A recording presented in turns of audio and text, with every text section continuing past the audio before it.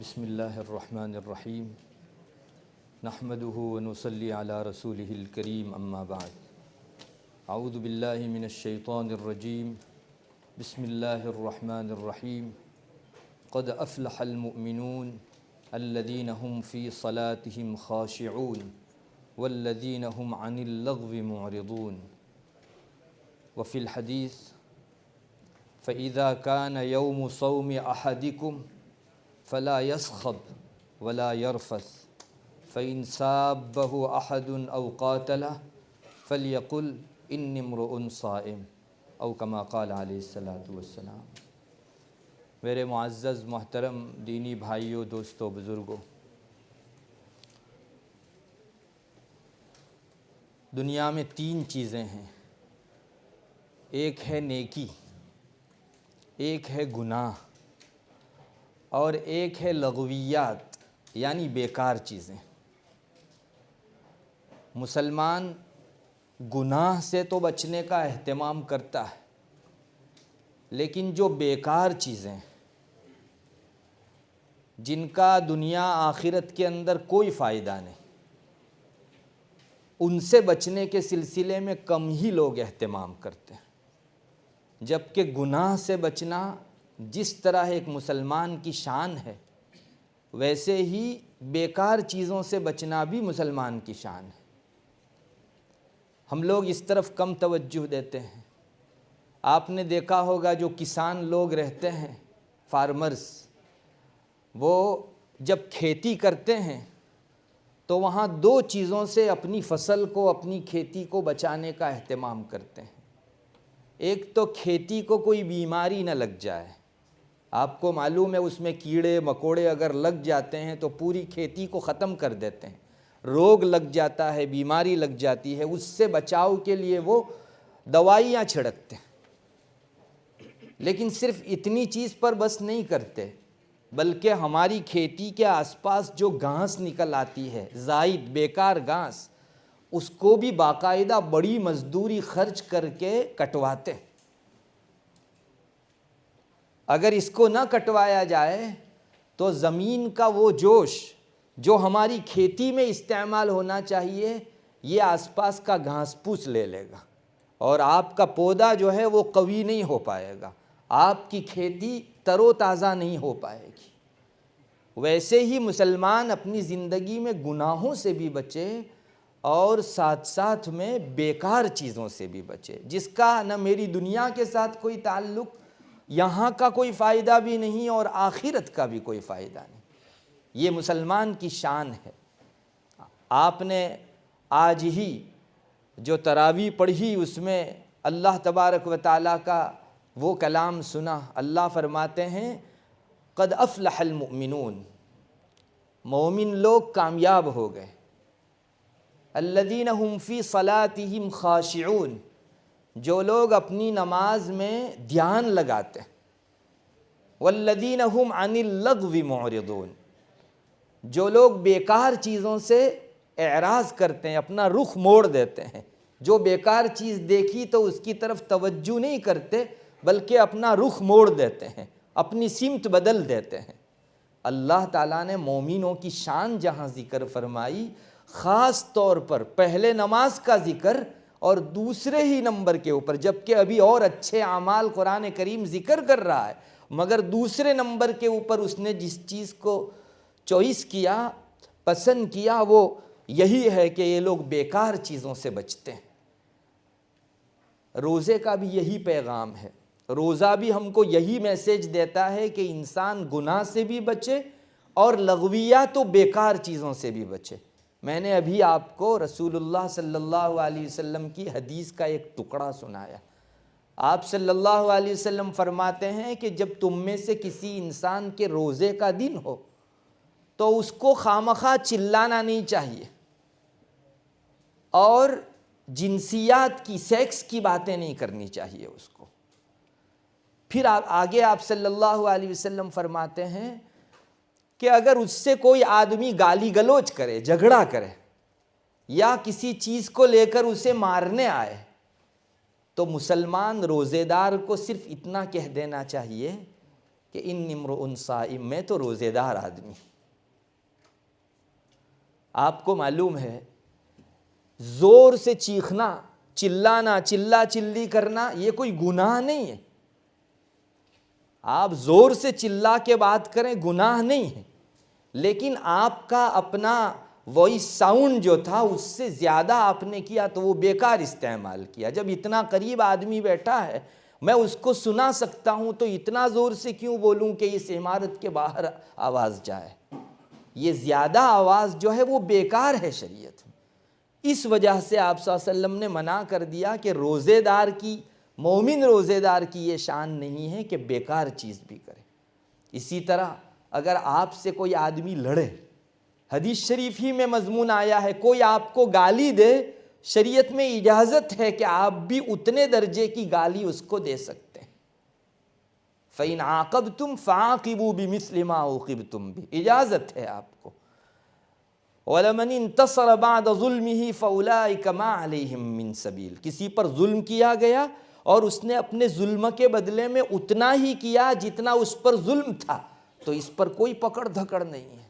شریعت اجازت دیتی ہے عام حالات میں، مگر آج آپ روزے دار ہو، روزے دار آدمی کا مقام بلند ہو جاتا ہے، تو آپ صلی اللہ علیہ وسلم نے فرمایا کہ عام کامن حالات میں جس کی اجازت، روزے دار میں وہ بھی نہیں کرنا چاہیے۔ روزے میں انسان کو اس سے بھی بچنا چاہیے۔ اتنا کہہ دے میں روزے دار ہوں۔ دیکھو شریعت عام حالات کے اندر انسان کو اپنی عبادت کے اظہار کو پسند نہیں کرتی۔ ایک آدمی اگر 100 رکعت نفل نماز پڑھتا ہے تو اس کے اور اپنے رب کا رشتہ ہے، اپنے گھر کے اندر بیٹھ کے نفل نماز پڑھے، لوگوں کے سامنے اظہار نہ کرے۔ شریعت اس کو پسند کرتی ہے۔ کہیں ایسا نہ ہو جائے کہ دکھلاوا ہو جائے اور لوگوں میں واہ واہی ہو، اس کا جذبہ میرا پیدا ہو جائے تو آپ کی یہ 100 رکعت بیکار ہو سکتی ہے، بے وزن ہو سکتی ہے۔ عام حالات میں شریعت پسند نہیں کرتی کہ آپ اپنی عبادت کا اظہار کریں، لیکن کوئی فائدہ ہو تو اس صورت میں شریعت کہتی ہے آپ بولو۔ چنانچہ یہاں بلوایا گیا کہ میں روزے دار آدمی ہوں، یعنی اپنے مقام کی رعایت کرو۔ روزے دار آدمی عام مسلمان کے مقابلے میں اوپر اور بلند ہو جایا کرتا ہے۔ اور آپ کو معلوم ہے جس آدمی کو اپنے عہدے اور منصب کا پتہ ہو، میں کتنی بلندی پر ہوں، تو وہ وہاں بچکانے نہیں کرتا۔ چھوٹے بچے جس طرح کی حرکتیں کرتے ہیں ویسا نہیں کرتا۔ ایک ڈاکٹر ہے، اپنے گھر کے اندر بیوی بچوں کے ساتھ جیسے بھی رہتا ہو، لیکن اپنی کرسی پر ایک مرتبہ بیٹھ گیا تو وہاں آپ نہیں دیکھیں گے کہ بچکانا کرے گا۔ ایک پروفیسر ہے، اپنے بچوں کے درمیان لیسن دے رہا ہے تو وہ ہرگز بچکانا نہیں کرے گا، چونکہ اس کو اپنے منصب کی رعایت بھی رکھنی ہے۔ ویسے روزے دار ہونا ایک بہت بڑا مقام ہے۔ جس آدمی کو یہ احساس ہو کہ مجھ کو اللہ نے اٹھایا ہے تو میں اتنی بلندی پر سے ایسی لغو اور بیکار حرکت کیوں کروں؟ یہاں فائدہ ہوگا آپ کے اظہار کرنے کی وجہ سے۔ یعنی میں بے بس نہیں ہوں، میں بھی دے سکتا ہوں گالی، لیکن مجھ کو اللہ تعالیٰ نے روزے داری کا مقام عطا فرمایا، میں نہیں بولوں گا، خاموشی سے اس جگہ سے گزر جائے۔ دیکھیے قرآن کریم کے اندر مومن کی شان یہ بتائی گئی کہ وہ بیکار اور لغو چیزوں کے اندر نہیں پڑا کرتا۔ بہت مشہور روایت ہے، آپ نے بھی سنی ہوگی، من حسن اسلام المرء ترکہ ما لا یعنی، مسلمان کے اسلام کی خوبی اس کو شمار کیا گیا ہے کہ جو لا یعنی باتیں ہیں، بیکار چیزیں ہیں، ان سب چیزوں سے پرہیز کرے۔ ہم لوگ تو اس حدیث شریف کو صرف اتنا سمجھتے ہیں کوئی آدمی بیکار بات بولے اس کے لیے یہ ہے کہ لا یعنی بات کوئی آدمی بولے، یہ اس کی اسلامی شان سے گھٹی ہوئی چیز ہے، اتری ہوئی چیز ہے۔ حالانکہ بزرگان دین فرماتے ہیں کہ آپ کی بات میں آپ کی حرکت بھی ضرورت سے زیادہ نہیں ہونی چاہیے، بیکار کوئی حرکت مت کرو، بلکہ گھر میں جو چیزیں رکھی جاتی ہیں وہ بھی بیکار نہیں ہونی چاہیے۔ حضرت مفتی محمود حسن گنگوئی نور اللہ مرقدہ کے بارے میں سنا، حضرت وہاں کیپ ٹاؤن تشریف لے گئے۔ میرے ایک دوست نے مجھ کو سنایا، وہاں کیپ ٹاؤن تشریف لے گئے تو وہاں ایک مکان کے اندر گئے، وہاں دیکھا ایک شو میں رکھی ہوئی کوئی چیز تھی، تو حضرت نے پوچھا اس کا کیا کام ہے بھائی، مطلب یہ کس کام میں آتی ہے؟ تو لوگوں نے کہا حضرت یہ تو ایسے ہی بس ایک شو کے لیے لوگوں کو اچھا دکھے اس کے لیے جو ہے چیز رکھی ہے۔ تو اس وقت حضرت نے یہ حدیث پڑھی، من حسن اسلام المرء ترکہ ما لا یعنی، جس کا کوئی کام نہ ہو، کوئی فائدہ نہ ہو، مسلمان کے اسلام کی خوبی ہے کہ وہ اس کو چھوڑ دے۔ بہرحال اسلام ہم سے بہت بلندی چاہتا ہے، اور سچ مچ اگر کسی مسلمان کی شان اس طرح کی بن جائے جو اسلام چاہتا ہے تو پوری دنیا کے اندر جو ہے ایک خاص مقام ہمارا بن جائے گا۔ آج ہم نے ہمارا آئیڈیل ان لوگوں کو بنا دیا ہے جو اس راستے میں بہت آگے نکل چکے ہیں، تو آپ کبھی ان سے آگے نہیں نکل سکتے، آپ پیچھے ہی ہیں۔ لیکن آپ کو اپنا آئیڈیل ان چیزوں کو بنانا چاہیے جس کو رسول اللہ صلی اللہ علیہ وسلم نے اپنی زبان رسالت سے ارشاد فرمایا اور کر کے دکھایا امت کو۔ آپ بیکار چیزوں سے بہت دور تھے، کبھی بھی آپ کی زندگی کے اندر بیکار چیز، بیکار بات، بیکار حرکت دیکھی نہیں گئی۔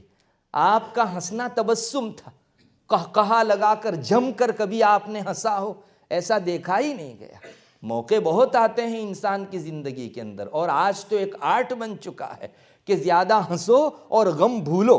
کامیڈی کی جس قدر سیریلیں آج کل آئی ہوئی ہیں وہ اسی فلسفے کا نتیجہ ہے کہ لوگوں کو ہنساؤ اور غم بھلاؤ۔ اسلام چاہتا ہے، رسول اللہ صلی اللہ علیہ وسلم دائم الحزن تھے، آپ پر ایک فکر سوار رہتی تھی، آخرت کا فکر۔ اسلام چاہتا ہے، اجازت دیتا ہے آپ کو کہ آپ خوشحال رہو، خوش رہو، لیکن ہرگز یہ مطلب نہیں کہ اتنا خوش ہو جاؤ کہ مقصد بھول جاؤ۔ آخرت کو بھول کے جو آدمی خوش ہو، اس آدمی کی مسلمانی اتنی دیر کے لیے تو جو ہے آگے پیچھے ہو جایا کرتی ہے۔ اس لیے ہمیں چاہیے کہ ہم لوگ بیکار چیزوں سے اپنے آپ کو بچائیں۔ ہم کو شاید اندازہ نہ ہو، یہ ٹیکنالوجی جو ہی آگے بڑھی، موبائل آیا اور نیٹ آیا، اس کے ساتھ ساتھ بیکار چیزیں بہت کثرت سے ساتھ میں آ گئی۔ اگر کوئی آدمی سروے کرے تو شاید پچھلے دنوں ایسا کوئی آلہ تلاش نہیں کیا گیا جس کے ساتھ بیکار چیزیں اتنی آ گئی ہوں جتنی موبائل اور نیٹ کے ساتھ آ گئی۔ مسلمان کو احساس نہیں ہوا، لوگوں کے ذہنوں میں یہی رہا کہ گناہوں سے بچنا ہے، لیکن یہ بات ختم ہو گئی ذہن سے کہ لغویات سے بھی بچنا ہے، بیکار چیزوں سے بھی بچنا ہے۔ چنانچہ اب دیکھیں گے تو وہی مسلمان جو کل اپنی ایک ایک گھڑی کو بہت قیمتی سمجھتا تھا، اب اتنی لغویات کے اندر، بیکار چیزوں کے اندر وقت لگاتا ہے، اسے احساس بھی نہیں ہوتا کہ میری زندگی میں کچھ ایسی چیزیں داخل ہو گئی ہیں جو نقصان کر سکتی ہیں۔ جیسے فارمر جو ہوتا ہے وہ گھاس پھوس کو بڑھنے نہیں دیتا، میں نے بتایا ایک مستقل خرچہ ہے اس کے پیچھے۔ جو لوگ کھیتی کو جانتے ہیں وہ اس کی شہادت دیں گے کہ یہاں مستقل خرچہ اس کا لگا کرتا ہے، لیکن وہ جیسے روگ کے لیے، بیماری کے لیے دوا چھڑکتا ہے ویسے ہی اس کو بھی کٹواتا ہے تاکہ میری کھیتی لہلہاتی رہے، سرسبز و شاداب رہے۔ ویسے ہی مسلمان کو اپنی نیکی بڑھانی ہے تو اس کو چاہیے کہ وہ اس طرح کے گناہوں سے بھی پاک صاف رہے اور لغویات سے بھی پاک صاف رہے۔ وجہ یہ ہے کہ آپ کی انرجی اگر بیکار چیزوں کے اندر لگ گئی تو نیکی میں لگنے سے رہے گی، اگر یہی انرجی نیکی میں لگتی تو نیکی کے اندر رنگ بڑھتا، اس کی رونق اور زیادہ جو ہے ہو جایا کرتی۔ تو ہمیں چاہیے کہ ہم اپنی زندگی میں سے ڈھونڈ ڈھونڈ کر نکالیں اس طرح کی لغویات کو، اور جو چیز یہاں کی وہاں کی کسی جگہ کے فائدے کی نہ ہو اس کو ڈسٹ بین میں ڈال دیں۔ آپ دیکھ لیجئے مسلمان موبائل کھولتا ہے تو 50 چیزیں اس طرح سے جو ہے سوائپ کرتا جاتا ہے، یہ کس کام کا؟ اگر آپ کا آدھا گھنٹہ، پونا گھنٹہ نکل گیا، کچھ ڈھونڈنا تو ہے نہیں، کوئی چیز نکل آئے تو اس کو دیکھ لوں گا، تو یہ جو آپ سوائپ کر رہے ہیں یا بیکار کے ٹیکسٹ میسیج یا دوسروں کے ساتھ خواہ مخواہ کی بات چیت، یہ سب چیزیں جو ہے لغویات میں سے، اور خاص کر کے روزے کی حالت میں اس سے زیادہ نقصان کسی اور چیز کا نہیں۔ آپ کے 100 پاؤنڈ ضائع ہو جائیں وہ اتنا نقصان دہ نہیں ہے جتنا رمضان کی چند گھڑیاں ضائع ہو جائیں۔ یہ چیز آپ بازار سے بھی خرید کر نہیں لا سکتے، اور 100 پاؤنڈ آپ کی قسمت میں ہوں گے، بعد میں مل جائیں گے، لیکن رمضان کی جو گھڑی ضائع گئی اس گھڑی کو ہم لوگ جو ہے پھر سے نہیں پا سکتے۔ ہمیں چاہیے کہ ہم اس کا بہت اہتمام کریں کہ ٹیکسٹ میسیج، وائس میسیج یا فون پر خواہ مخواہ کی بات چیت، ان سب چیزوں سے اپنے آپ کو محفوظ رکھیں۔ بہت سارے لوگ کہتے ہیں کہ ہم بیکار چیزیں کہاں بولتے ہیں، لکھتے ہیں ٹیکسٹ میسیج، عربی کے اندر جملہ مشہور ہے القلم واحد اللسانین، یہ آپ جو لکھتے ہیں نا وہ بھی زبان ہی کا ایک شعبہ ہے، آپ ایک تو زبان سے بولیں اور قلم سے لکھیں، یہ بھی آپ نے گویا بولا ہی اسی درجے میں ہے، آپ کا ٹیکسٹ میسیج جو ہے وہ بھی قلم ہی کا ایک حصہ ہے۔ تو اس طرح سے واٹس ایپ کے اوپر اور فیس بک کے اوپر اور انسٹاگرام کے اوپر انسان کی جو گھڑیاں ضائع ہوتی ہیں، شاید مجھ سے آپ زیادہ جانتے ہیں اس چیز کو۔ اللہ تعالی ہماری حفاظت فرماوے، مسلمان کو اس چیز سے بچنا پڑے گا، ورنہ آنکھیں بند ہونے کے بعد ان گھڑیوں کا حساب بہت مشکل ہو جاوے گا۔ کچھ نہیں ہے، چلیے گناہ بھی نہیں ہے، لیکن کم سے کم آپ کو حساب تو دینا پڑے گا۔ علماء نے یہاں تک لکھا ہے، یہ جو ہمارے ساتھ فرشتے اللہ تبارک و تعالیٰ نے رکھے ہیں، ما یلفظ من قول الا لدیہ رقیب عتید، انسان جو بھی بولتا ہے اس کے ساتھ نگران لکھنے والے فرشتے موجود ہیں۔ جو حضرات عربی جانتے ہیں انہیں پتہ ہے، بہت تاکید کے ساتھ قرآن کہتا ہے، حسر کے ساتھ جو بھی لفظ بولتا ہے وہ سب لکھ لیا جاتا ہے۔ علماء نے فرمایا کہ نیکی بھی لکھی جاتی ہے، گناہ بھی لکھا جاتا ہے، اور مباح جو چیزیں ہیں وہ بھی لکھی جاتی ہیں۔ مباح کا مطلب نہ نیکی نہ گناہ۔ میں اگر سبحان اللہ پڑھتا ہوں تو یہ نیکی ہے، لکھ دی جائے گی۔ میں اگر کسی مسلمان کے دل کو ٹھیس پہنچے، تکلیف پہنچے، ایسی بات کرتا ہوں تو گناہ لکھا جائے گا۔ لیکن میں اگر کسی کو کہوں کہ بھئی گاڑی کا دروازہ ذرا کھول دے، چابی لگا دے، یہ بھی لکھا جاتا ہے۔ مباح چیزیں بھی لکھی جاتی ہیں۔ اب اللہ کے یہاں کوئی چیز خواہ تو نہیں کی جاتی، اس کے بارے میں پوچھا جائے گا کہ یہ کام کا آپ نے بولا تھا یا بیکار کا۔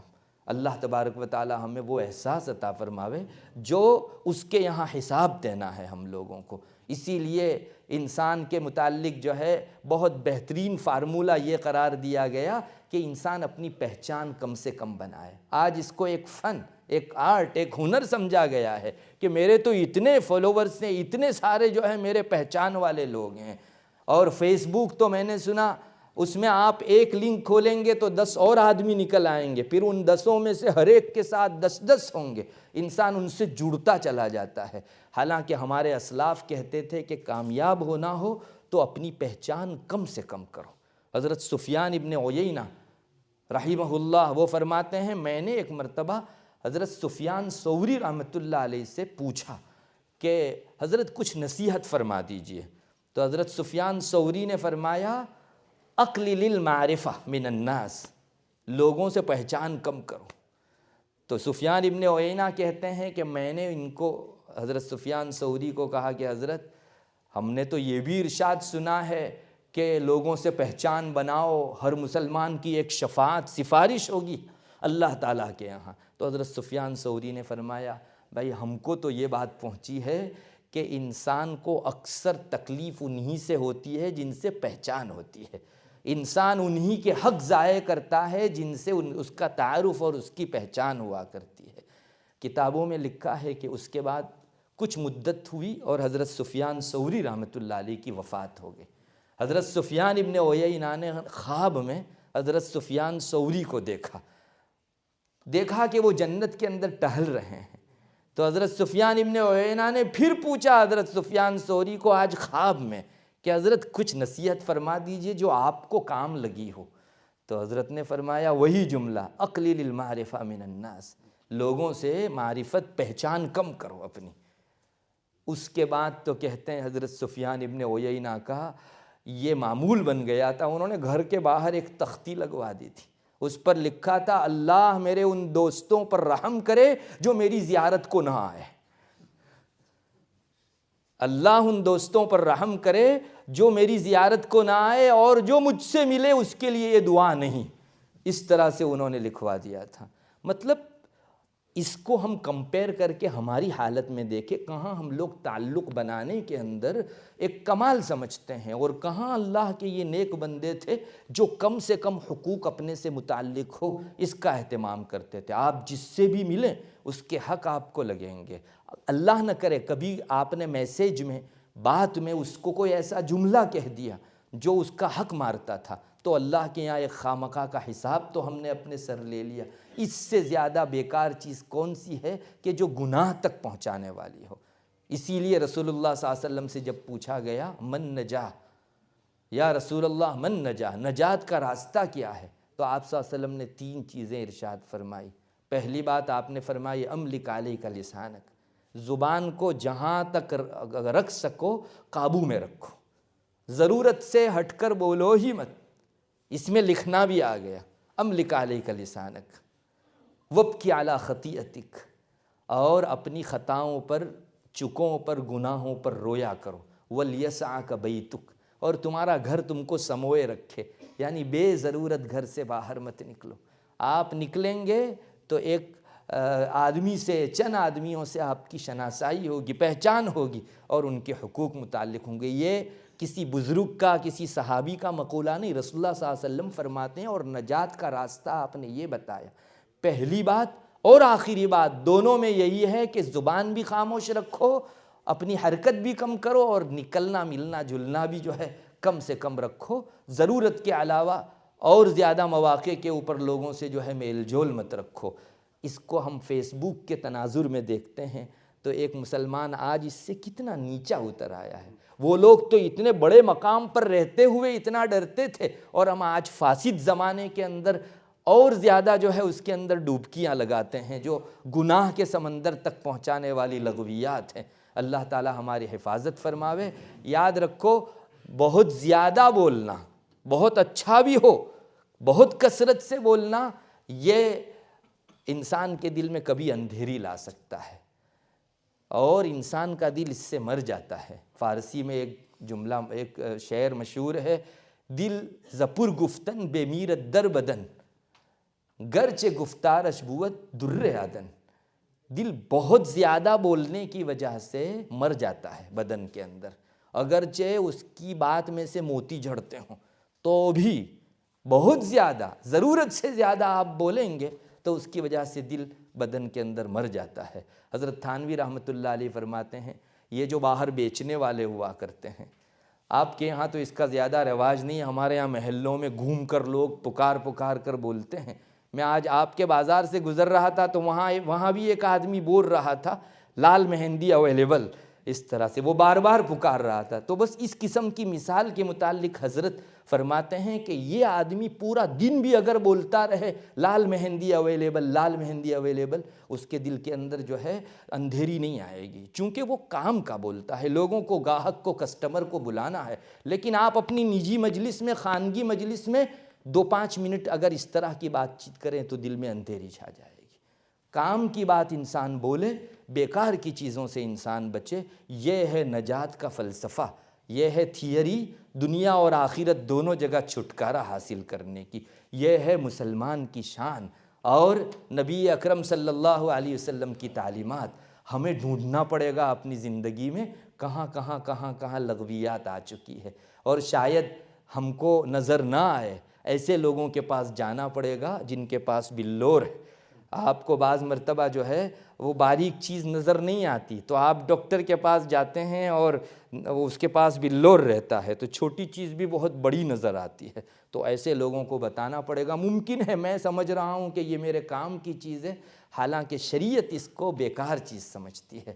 جیسے میں نے اب بھی آپ کو بتایا رسول اللہ صلی اللہ علیہ وسلم کے ارشاد میں کہ بیکار چلانا روزے دار کی شان ہی نہیں ہے۔ تو یہ تو روزے دار ہونے کی حالت میں، باقی انسان اپنی پوری زندگی میں یہ تو کہہ سکتا ہے انی امرؤ مؤمن، میں تو مومن بندہ ہوں، میری شان سے گری ہوئی یہ چیز ہے، میں اس طرح کا چھچھورا پن نہیں کر سکتا۔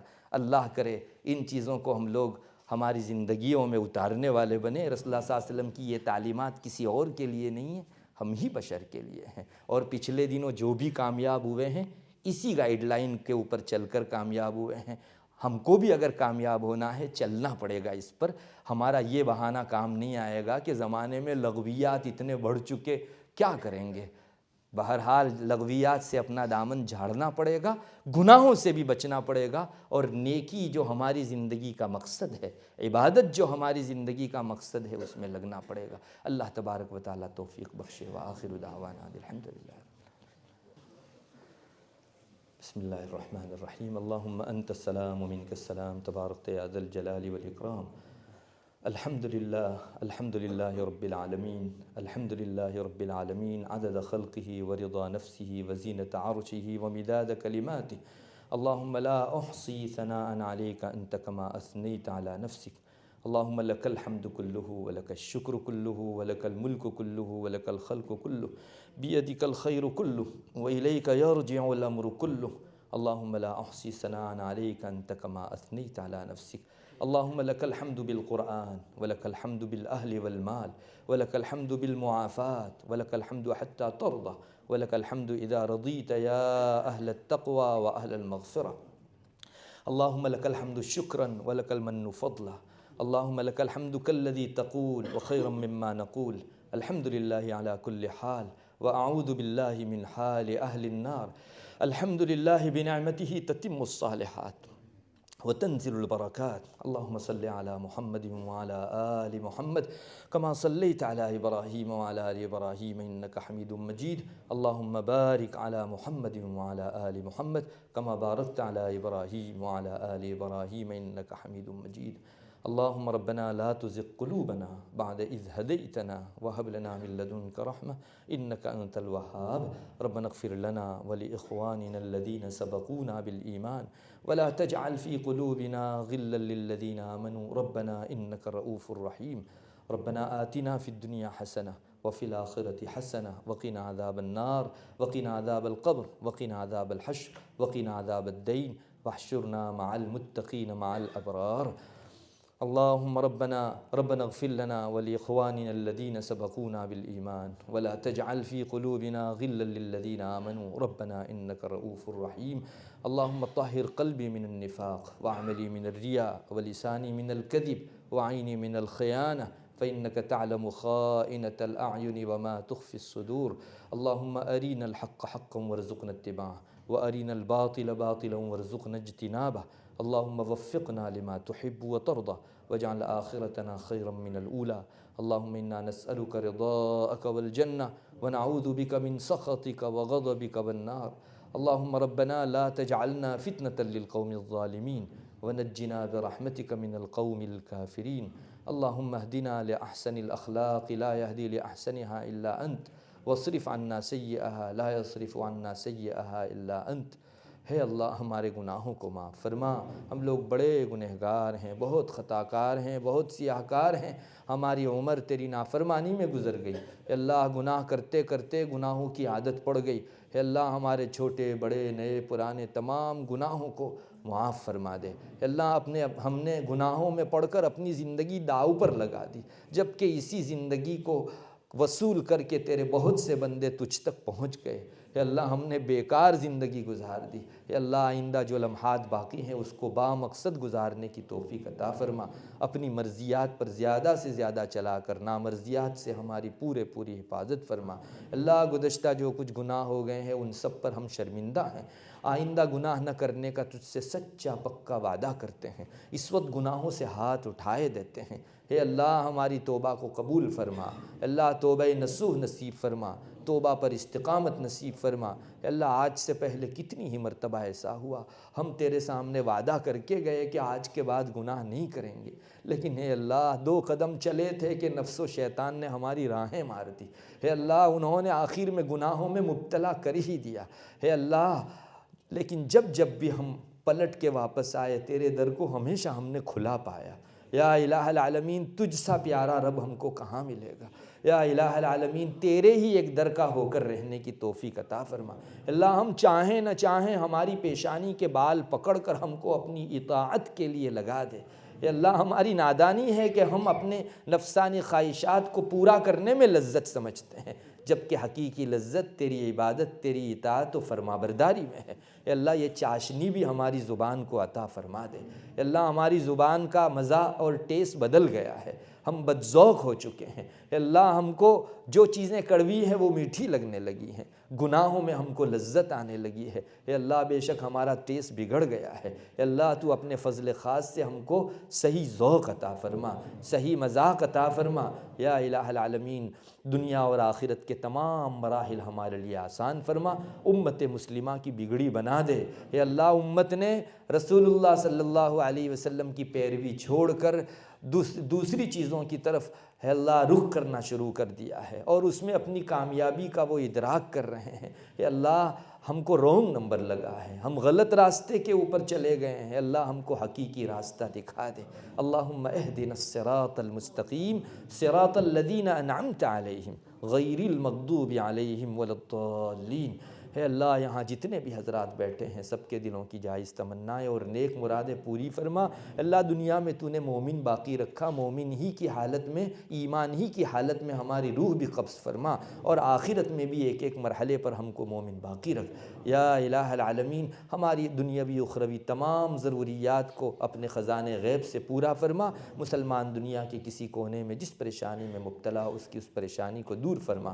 اللہم اغفر لامت محمد صلی اللہ علیہ وسلم، اللہم ارحم امت محمد صلی اللہ علیہ وسلم، اللہم اصلح امت محمد صلی اللہ علیہ وسلم، اللہم احفظ امت محمد صلی اللہ علیہ وسلم، اللہم ارفع امت محمد صلی اللہ علیہ وسلم، اللہم انصر امت محمد صلی اللہ علیہ وسلم، اللہم اشفی امت محمد صلی اللہ علیہ وسلم، اللہم اہدی امت محمد صلی اللہ علیہ وسلم، اللہم تجاوز عن امت محمد صلی اللہ علیہ وسلم، اللہم فرج عن کرب امت محمد صلی اللہ علیہ وسلم، اللہم انا نسألک من خیر ما سألک منہ نبیک و حبیبک سیدنا و مولانا محمد صلی اللہ علیہ وسلم، ونعوذ بک من شر ما استعاذ منہ نبیک محمد صلی اللہ علیہ وسلم، انت المستعان وعلیک البلاغ ولا حول ولا قوة الا باللہ، سبحان ربک رب العزة عما یصفون وسلام علی المرسلین والحمد للہ رب العالمین۔